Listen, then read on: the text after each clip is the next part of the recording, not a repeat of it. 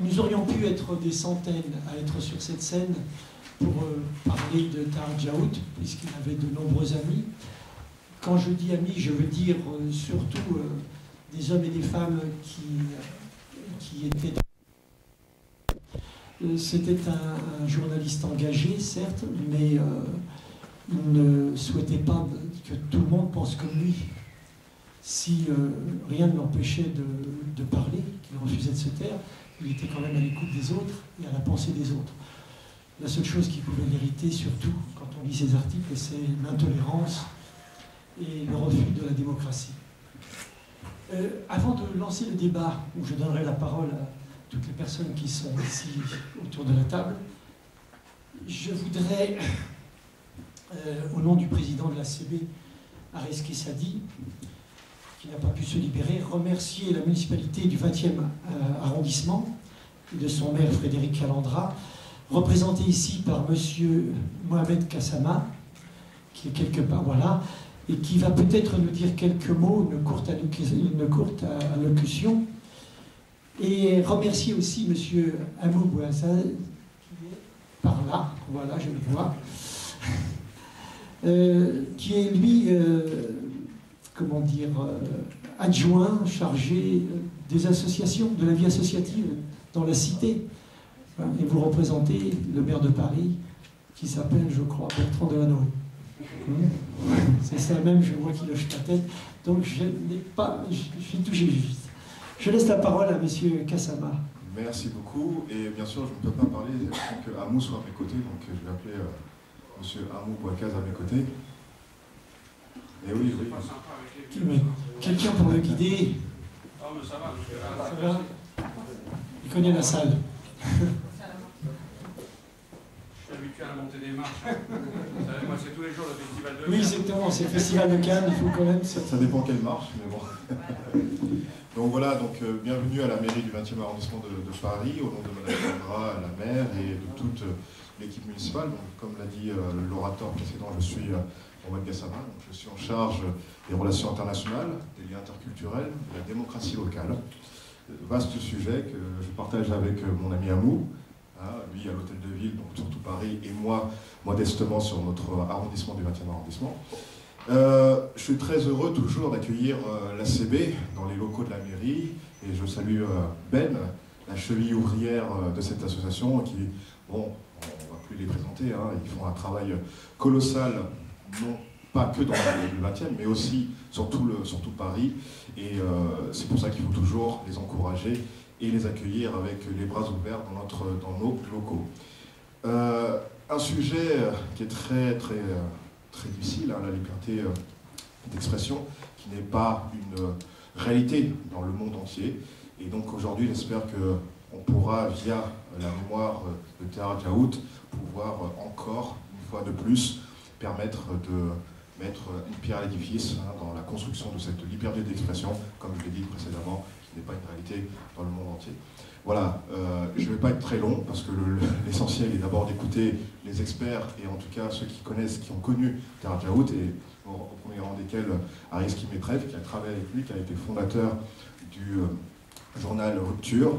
Rupture, c'est un mot qui a été à la mode il y a quelques années, mais aujourd'hui, on va vraiment essayer d'être en communion avec cette mémoire, et en tout cas de faire de la prospective, parce que la mémoire c'est bien, mais aussi apporter des idées nouvelles pour les générations futures. C'est ce qui aussi apporte énormément. Merci beaucoup.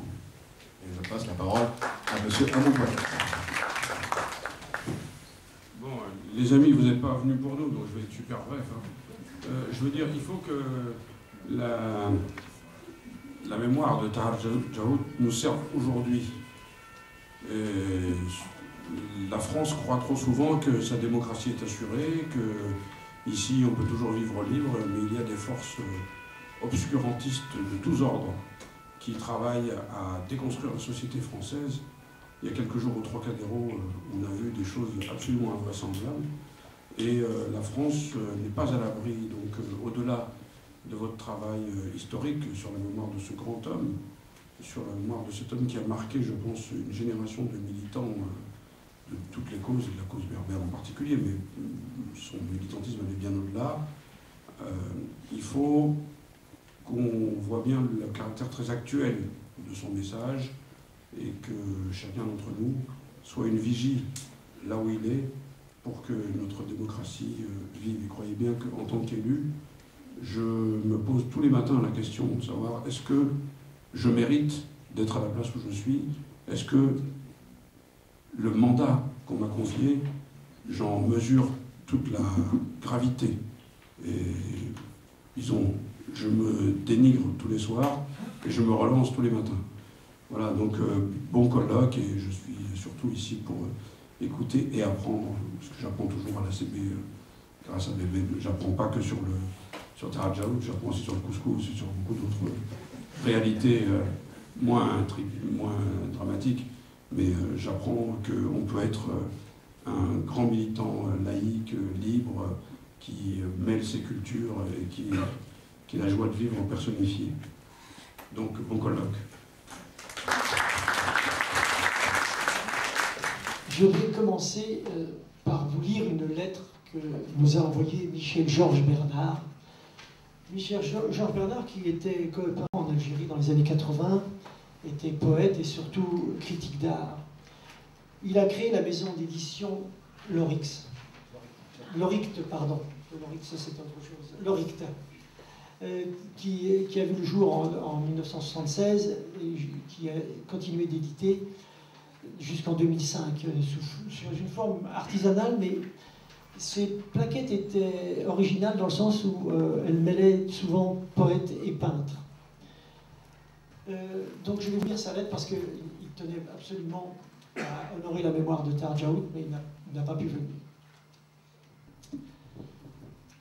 Dès les premières pages de l'Arche à Volo, qui réunit ses poèmes les plus anciens, composés avant même ses 20 ans, Tarajaout définit l'exigence de liberté pour laquelle il n'a cessé de lutter. Messieurs les dévots, je suis de l'autre race, de celles qui portent jusqu'au tréfonds de leurs neurones des millénaires de soleil. C'est dans le refus de hisser le pavillon du silence qu'il naît à l'écriture. C'est pour avoir fidèlement persisté dans son refus qu'il a été, il y a 20 ans, assassiné. L'un des derniers poèmes du recueil résonne d'une sinistre anticipation. Il faudra l'avoir à tout prix, mes fils. Il est poète. Tuez-le, mes fils.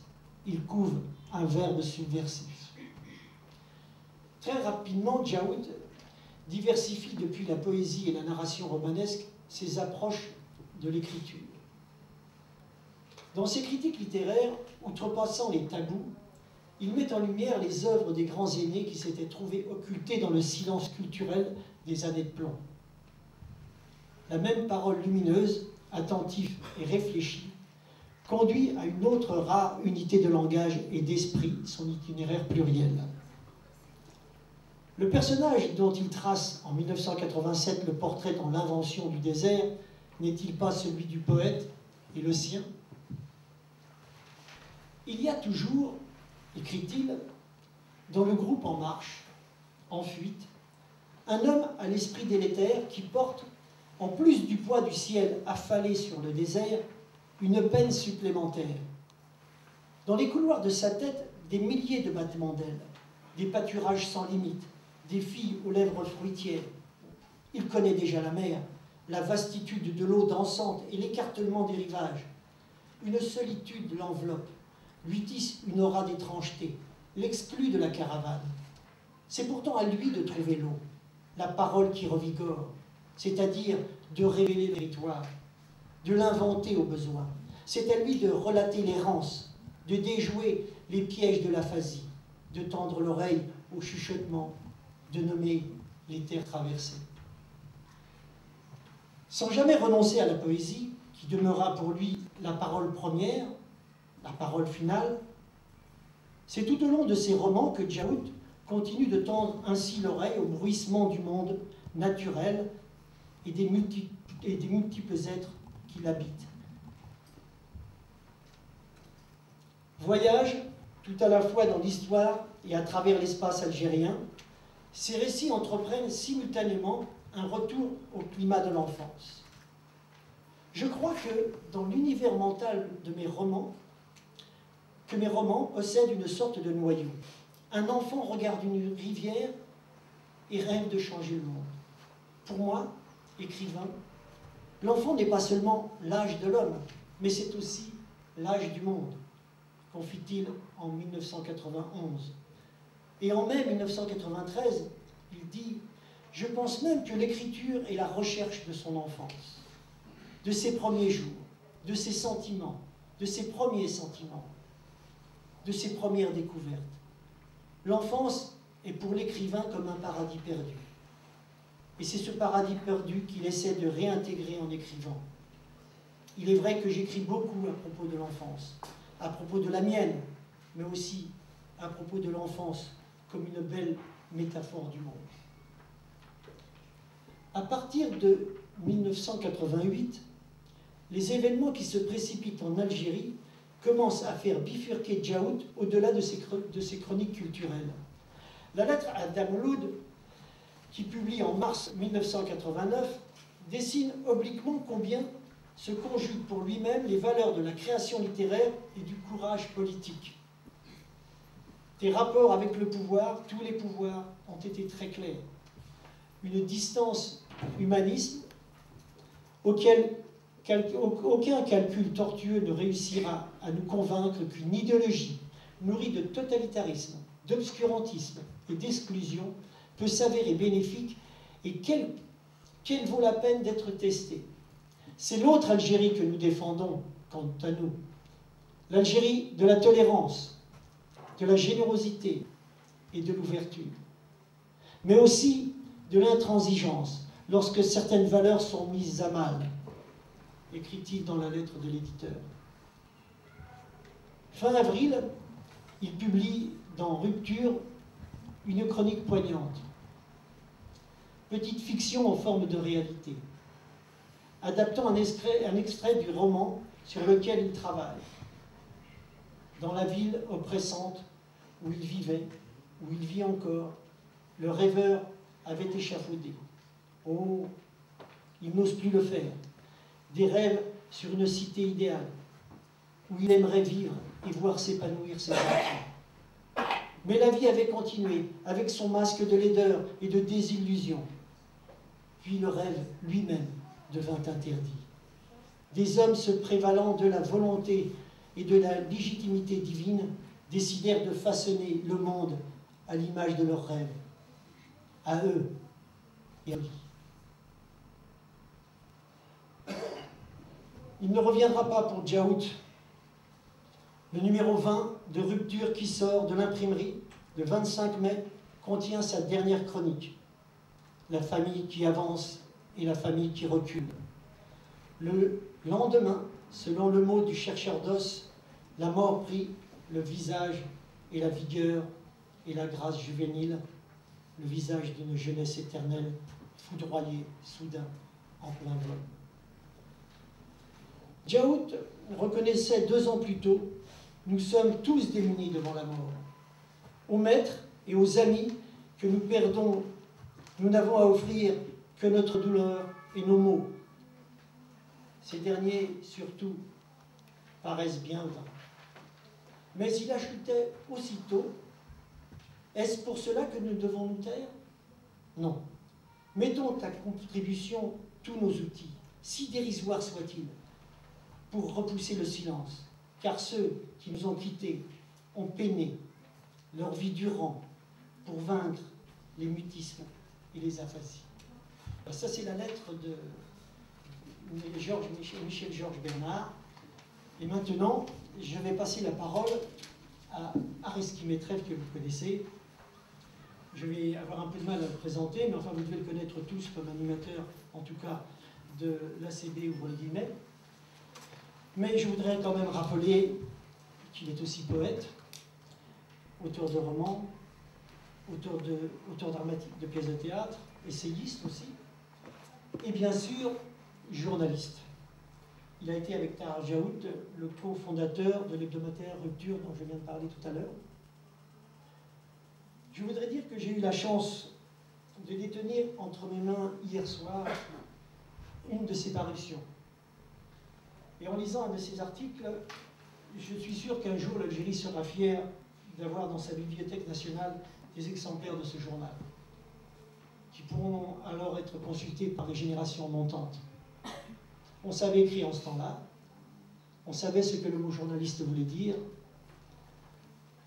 Il y avait un véritable amour pour l'Algérie. Il se battait pour la liberté, pour la libérer des griffes du pouvoir et des oulémas. Voilà, je vais donc passer la parole à Reski qui va nous parler sûrement de cette aventure. Bonjour, merci. Merci Belkacem. Voilà, je vais essayer d'être assez bref. Je veux juste dire 2 ou 3 choses. La première, c'est que on a tous dans nos vies un moment un peu, parfois quelques secondes qui font que tout va basculer. Et pour moi, ça a été justement ce 26 mai 1993, vers 9h30 du matin. Je suis arrivé dans le bureau que je partageais avec Tahar Djaoud, parce qu'on avait une petite salle qui nous servait de bureau à tous les deux. Et ce moment-là, c'était au moment où le téléphone a sonné. Le téléphone avait sonné et que une ancienne collègue d'Algérie Actualité, qui était voisine de Tahar Djaoud, avait appelé pour dire voilà, on vient de tirer sur Tahar Djaoud. Donc cette fraction de seconde, on ne s'en rendait pas encore compte, mais ça allait faire tout basculer jusqu'à me mener ici où je suis aujourd'hui. Alors, pourquoi la grande question qui est survenue par la suite, c'est que pourquoi l'assassinat de Tahar Djaoud a suscité une telle émotion. Il y avait eu, avant ce funeste 26 mai 1993, des assassinats, déjà des assassinats politiques, dont celui de Boudiaf, qui était chef d'État quand même, qui a été assassiné en public. Il y avait eu des policiers, des militaires, il y a eu des intellectuels, Boukhab Yebes, des poètes, Dr Flissi. Il y a eu même une tentative d'assassinat contre Ramar Blochet, qui était directeur de l'Ouatan, mais Tahar Djaoud a été le premier journaliste assassiné. Et je crois que l'émotion que ça a suscité, c'est parce que précisément, c'est ce que disait un peu Michel-Georges Bernard, c'est parce que Tahar était un poète qui s'est trouvé contraint de faire du journalisme politique par foi en certain nombre parce qu'il avait la foi en un idéal républicain, progressiste, etc. C'était ça qu'il avait fait monter au créneau. C'est pas du tout, il n'était lié à aucun clan, il ne menait pas de lutte politicienne, il n'avait pas de plan politique ni de plan de carrière. Voilà, donc c'est par principe qu'il est monté au créneau, par principe, par engagement anti-intégriste, mais aussi anti-pouvoir, et il l'a dit assez. Voilà. Alors, je voudrais... puis, il y avait aussi sa qualité et ses qualités humaines. Tout le monde s'accorde à dire que c'était un homme exceptionnel sur le plan humain, et à tel point qu'un autre journaliste va être assassiné malheureusement quelques mois après, et qui était un des collaborateurs de Rupture, je veux dire Saïd Mekbel, écrivait dans le numéro de Rupture 15 jours après l'assassinat de Djaoud, et puis, toujours entre nous, qui peut seulement un jour songer à tuer Tahar Djaoud, qui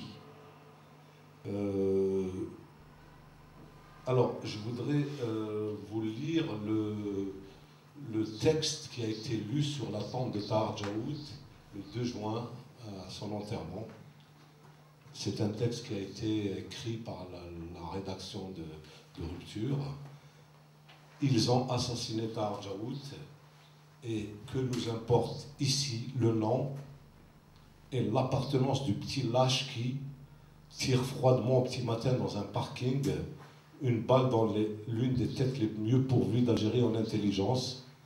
Seuls les noms préoccupent les commanditaires. Qui a commandité le crime et quels en sont les mobiles? peu nous importent aussi les pantins présentés à la télévision qui bégayent, tremblotant leur motivation. Vrai ou faux pantin, dans des mises en scène médiocres, cela aussi n'arrive ni à dissiper nos doutes, ni à calmer notre douleur. Seule une commission d'enquête nationale qui ne serait pas de la même patte humaine que celle qui a bricolé sur la mort de Boudiaf peut situer les responsabilités. Pour nous, les réponses à cet assassinat odieux sont simples. Ils ont assassiné Djaoud parce que ses idées, sa pensée contrecarrée la fatalité d'une Algérie soumise et défaite. Ils l'ont assassiné parce que, armé de ses seules idées, il faisait peur à la barbarie et à ceux qui expliquaient la modernité algérienne par les Tawabites. Ils l'ont assassiné parce que sa clairvoyance et son courage se dressaient contre les compromissions en cours. Ils l'ont assassiné parce qu'il défendait un projet d'une Algérie moderne et républicaine. Ils l'ont assassiné enfin parce qu'il incarnait la culture et la tolérance dans un pays qu'on a voulu affaisser sous la médiocrité. Alors, je voudrais juste ajouter que j'ai eu la chance de partager non seulement avec lui le bureau, mais aussi on avait une chronique alternative qui s'appelait comme le nom lui-même, le choix du nom de la chronique. On se relayait dessus. Une semaine c'était lui et une semaine c'était moi. Et je voudrais vous lire quelques lignes que j'ai écrites donc le 15 juin, 2 semaines après sa mort, dans cette même rubrique qu'on a co-animée tous les deux. Il fallait quand même faire cette chronique, même si on était dans un état de choc. Je ne sais pas ce que Tahar Djaoud aurait écrit ici aujourd'hui, après cette brisure. Il aurait lui aussi peut-être laissé se dégager cette colère qui nous étreint devant l'injustice et le massacre. Mais il aurait aussi sans doute refusé d'abdiquer ce pays qu'on porte comme une douleur à des bâtisseurs de ténèbres. La politique pour laquelle il avait la plus parfaite aversion paraît encore plus méprisable quand, ne se contentant pas d'être un jeu stérile, elle se transforme en jeu de massacre. Alors, je voudrais juste ajouter, avant de passer la parole au suivant, que 20 ans après, on a essayé, pendant ces 20 dernières années, de ne pas oublier Djaoud. On a essayé de faire de rappeler qui il a été, etc., qu'est-ce qu'il a écrit, pourquoi il est mort. Nous avons organisé plein de choses. Et puis je voudrais associer à cet hommage un certain nombre de noms. Je ne peux malheureusement pas citer les 200 000 victimes de la tragédie algérienne de ces 15 dernières années. Mais je veux quand même citer quelques-uns ou quelques-unes qui sont un peu emblématiques.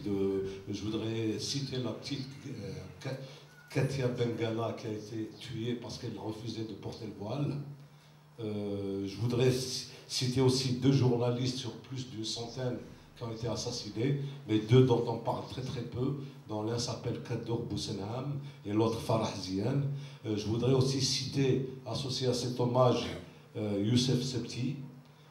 Et je voudrais enfin citer 2 écrivains qui sont morts de la tragédie, mais indirectement, puisqu'ils sont morts de tristesse, de mélancolie. Je pense à Rachid Mimouni, qui a dû quitter l'Algérie et puis qui est mort quelques années après. Et puis je pense aussi à Ahmed Asghar, qui est aussi mort un peu avec cette douleur de l'Algérie. Je leur dis à tout cela et à tous ceux qui ont été les victimes de cette immense tragédie, je leur dis merci et je leur dis qu'on ne les oublie pas et on honore leur mémoire par le partage et non pas par la récupération comme essaye de le faire une partie du pouvoir algérien aujourd'hui. Je vous remercie.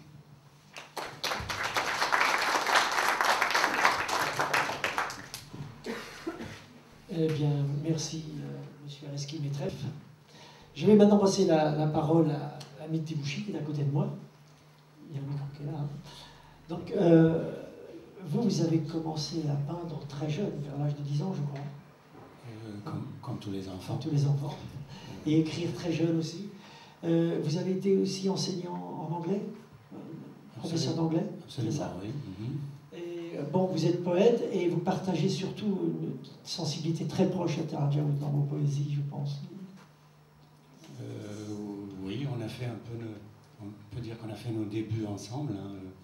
Je l'ai rencontré donc quand je vivais à Bougie, Djaïa. Et donc, je suis arrivé à Alger pour continuer mes études donc, en 71. Et quelques années après, donc, j'ai rencontré Tahar, et puis avec qui j'ai tout de suite sympathisé.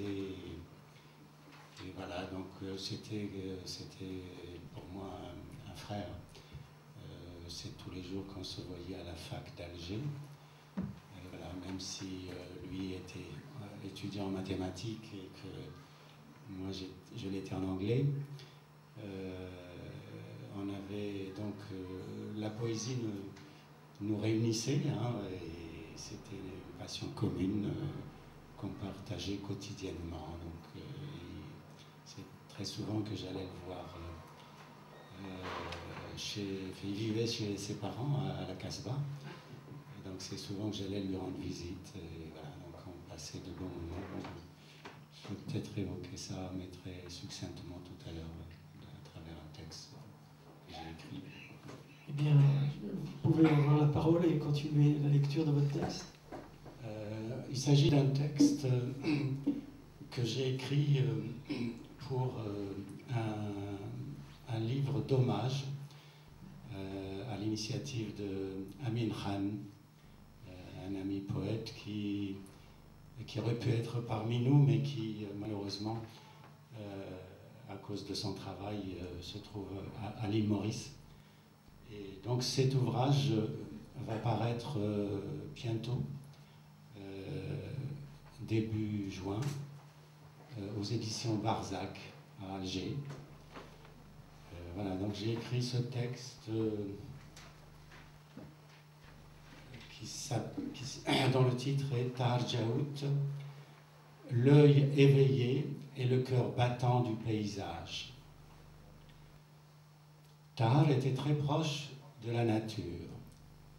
Il a passé son enfance à Oulkhou, son village natal en Kabylie, au beau milieu d'une nature broussaillante, habitée par une faune nombreuse et variée. Enfant, à Tibane, le village kabyle où je suis né, situé à une centaine de kilomètres à l'est du sien, j'ai vécu les mêmes expériences que lui et fait les mêmes découvertes enthousiasmantes de la nature. Cette connaissance en des lieux semblables, offrant les mêmes possibilités d'émerveillement, d'éveil à la nature est sans doute ce qui nous a rapprochés le plus lorsque le même engouement pour la poésie nous a fait nous rencontrer à la fac d'Alger au début des années 70. Très vite, un climat de confiance et de connivence s'est installé entre nous. Nous nous comprenions à demi-mot. Nous partagions la même passion pour les arbres et les oiseaux. Nous prenions un malin plaisir à nous appeler, en kabyle, par toutes sortes de mots, de noms d'animaux, et surtout par tous les noms d'oiseaux que nous connaissions.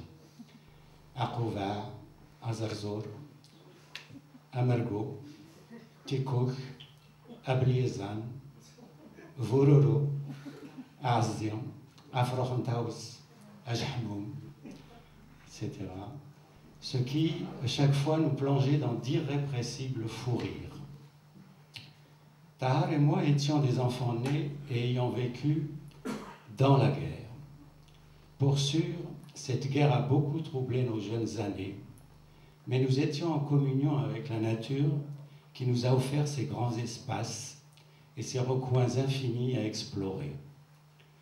En elle, l'imagination aidant, nous avions su puiser, chacun de son côté, assez de force pour tenir à distance la folie du monde des adultes et ainsi trouver le minimum de paix nécessaire pour cultiver chacun son jardin secret. Je crois qu'il ne serait pas présomptueux d'avancer qu'enfant, nous portions déjà en nous les germes de la poésie. De parents modestes, nous ne possédions pas les jouets habituels des enfants de notre âge. Alors nous fabriquions nous-mêmes, de nos mains, nos propres jouets, avec des branches d'arbres et d'autres végétaux, avec des boîtes de conserve, de la ficelle et du fil de fer.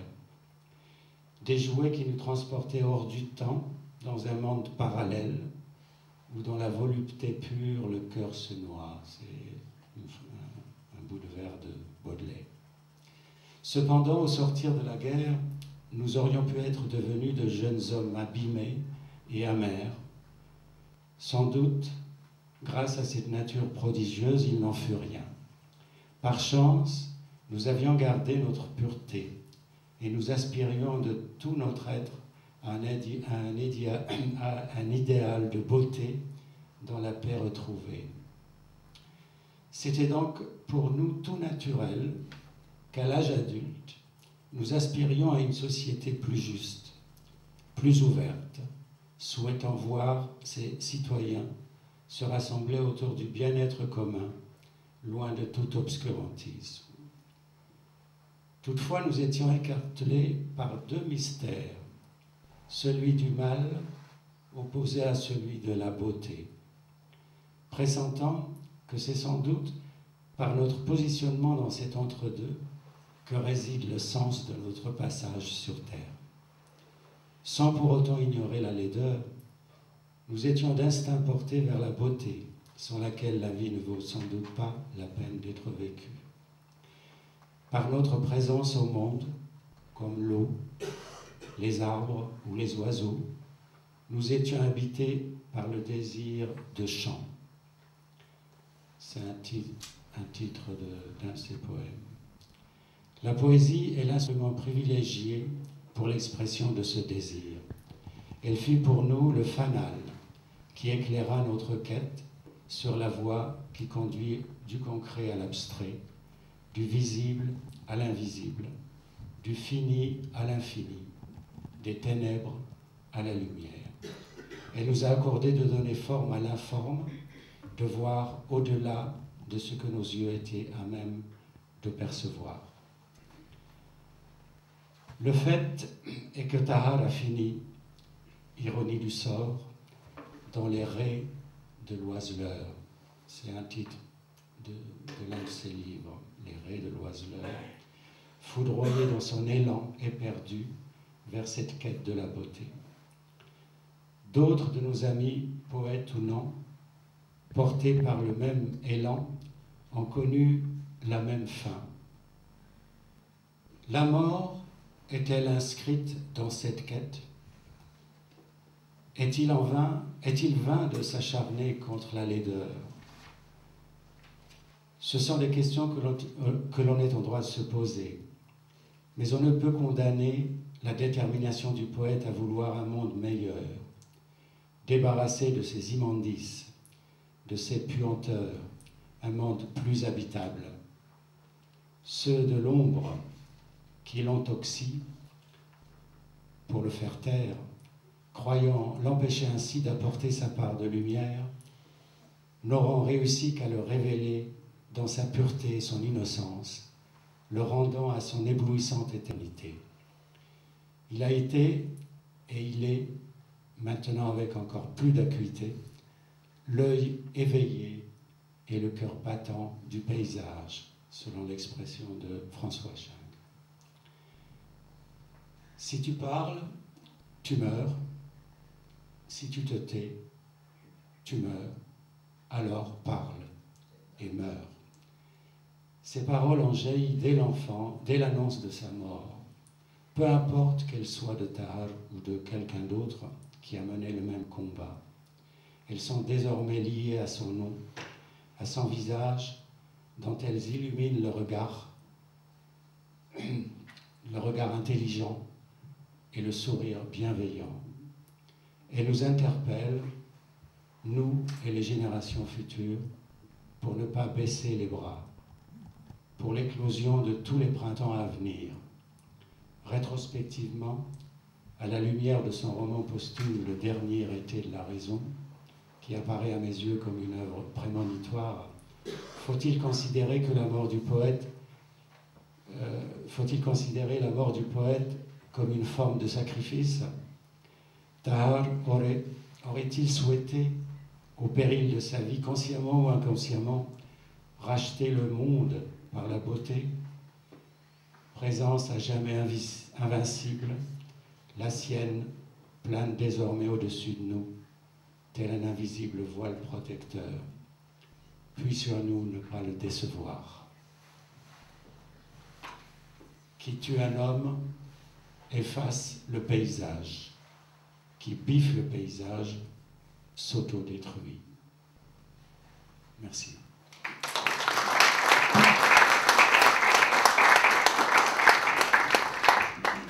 Merci Hamid pour ce très très beau texte que tu viens de nous lire. Je vais passer maintenant la parole à Fanny Colonna, qui est aussi à côté de moi. Alors, vous êtes née en Algérie? Oui, je suis en Algérie depuis le dernier quart du 19e siècle. Je n'avais pas dit la date. Je n'avais pas dit la date. Alors, vous êtes anthropologue et sociologue. Vous êtes aussi directrice de recherche émérite au CNRS.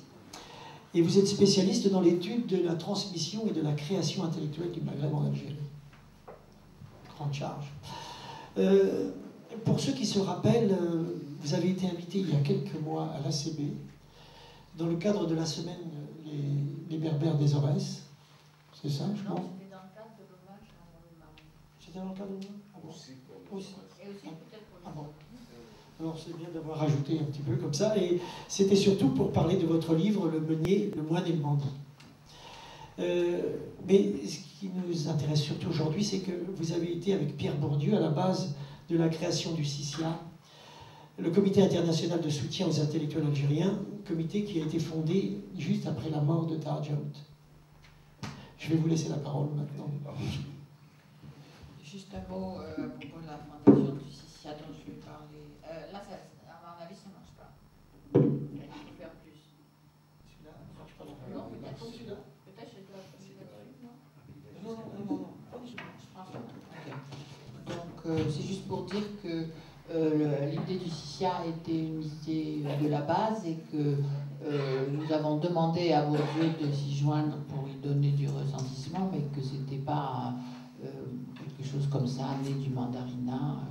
C'était vraiment une idée de la base et ça s'est fait en quelques jours, très très vite. Donc je reprends le début de ce que je voulais vous dire, qui sera extrêmement bref. 1993, une année qui a tranché dans la vie de quelques-uns dont je suis.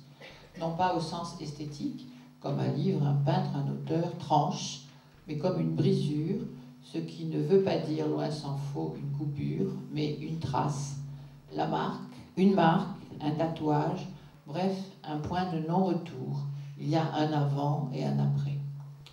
Entre les deux, il y a eu pendant plusieurs années un mouvement d'opinion et de personnes qui s'est appelé le CICIA, Comité international de soutien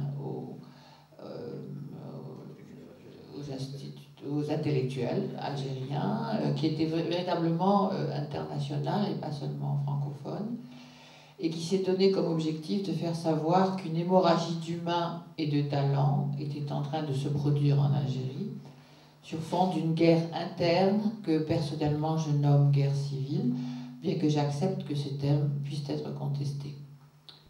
L'assassinat de Tahar Djaout le 26 mai 1993 marque non pas un début, mais une accélération dans une série de massacres ciblés commencés en janvier-février 1993. C'est à Tahar Djaout singulièrement que je veux aujourd'hui rendre une place particulière parmi les sacrifiés, sans oublier le moins du monde les centaines d'autres. Une place centrale, eu égard à sa personne et à sa valeur, et surtout à ses choix de lutte.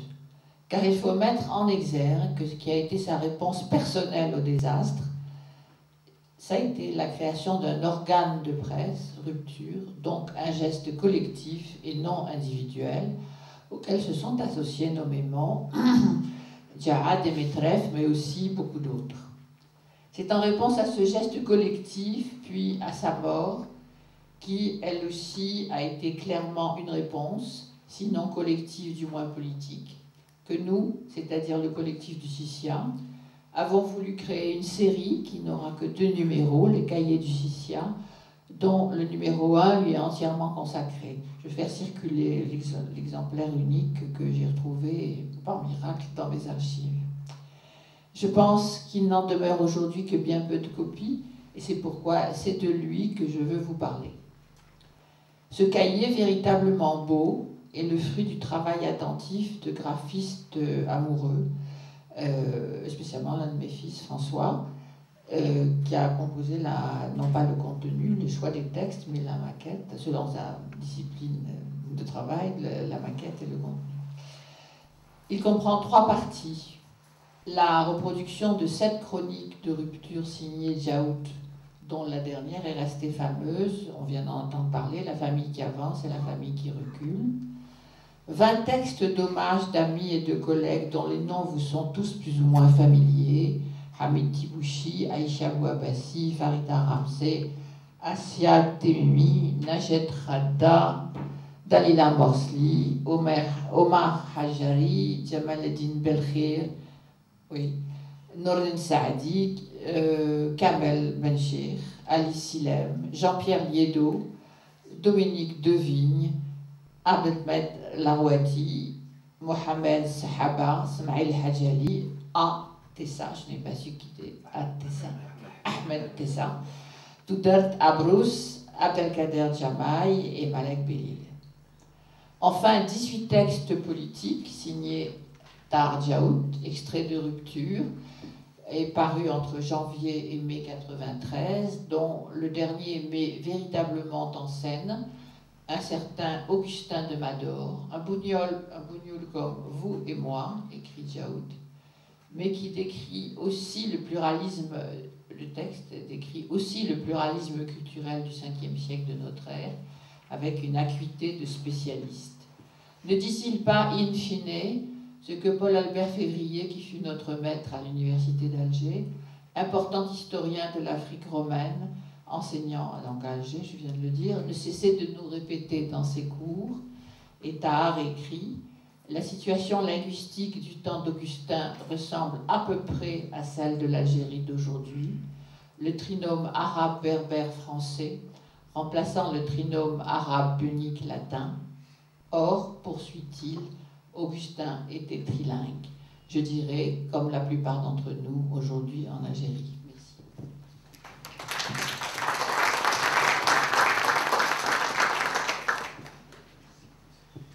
Eh bien, merci Fanny de cette allocution. Merci. Et maintenant, je vais passer la parole à Nordin Saadi, alors qui lui est né à Constantine. Oui. Et vous avez été professeur à l'université d'Alger jusqu'en 94, je ne me trompe pas? C'est bon. Et juste au moment où les années noires battaient leur plein, vous venez en France et vous enseignez. Alors voilà, elle veut bien le faire circuler, il n'y en a qu'un seul, et il faut qu'il revienne sur la table après son petit voyage dans le public. Vous avez collaboré à plusieurs revues, notamment la revue Panoramique. Vous étiez chroniqueur au journal Le Matin. Vous avez publié des revues, enfin des romans, et obtenu le prix Kateb Yassine. Je ne me trompe toujours pas, hein? Mais comme dirait Mohamed Dib, justement dans Rupture, que j'ai lu il n'y a pas très longtemps, qu'ils ont créé des prix taillés spécialement pour nous. Ainsi, ils évitent de nous faire approcher des prix qui leur sont réservés. Alors, vous êtes surtout le cofondateur du comité Vérité Tahar Djaout, avec Boussebsi Mahfoud, professeur en psychiatrie qui a été aussi assassiné, ainsi que Saïd Bekbel, dont on a parlé tout à l'heure, ingénieur en mécanique des fluides et journaliste aussi, qui ont été assassinés quelques jours après Tahar Djaout. Et comme l'a dit tout à l'heure notre ami Reski Metreff, que cet hommage à Tahar soit aussi dédié aujourd'hui et ainsi qu'aux centaines de milliers de morts en Algérie pendant ces années noires. Donc je vais laisser la parole à Momo, s'il me veut bien.